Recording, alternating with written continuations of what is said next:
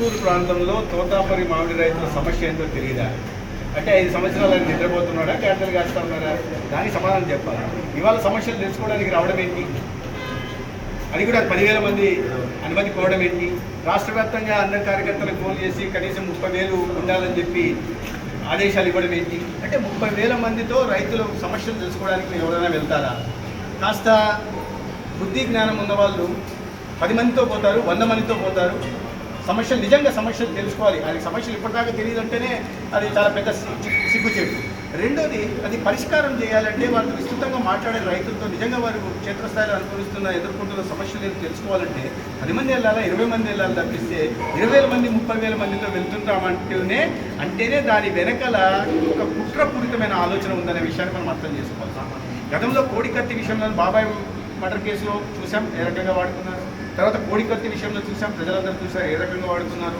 ఎన్నికల సమయంలో గులకరాలు ఉదంతం కూడా చూసాం.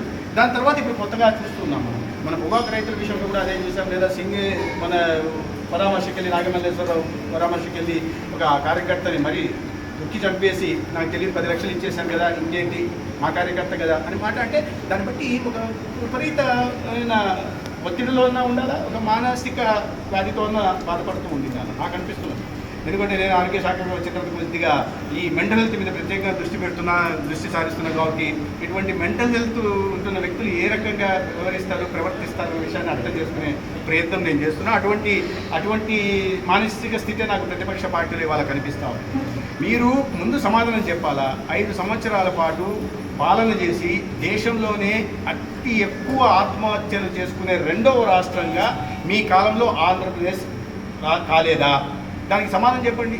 మీరు పాలన సరిగా ఉంటే, వ్యవసాయ రంగానికి మీరు ఊతమిచ్చి ఉంటే, మరి అంత పెద్ద ఎత్తులో దేశంలోనే 2వ స్థాయిలో ఉంటున్న ఆంధ్రప్రదేశ్ మొదటి స్థానంలో రాజస్థాన్ ఉంటే 2వ స్థానంలో ఆంధ్రప్రదేశ్ ఉండేది. దానికి సమాధానం చెప్పండి.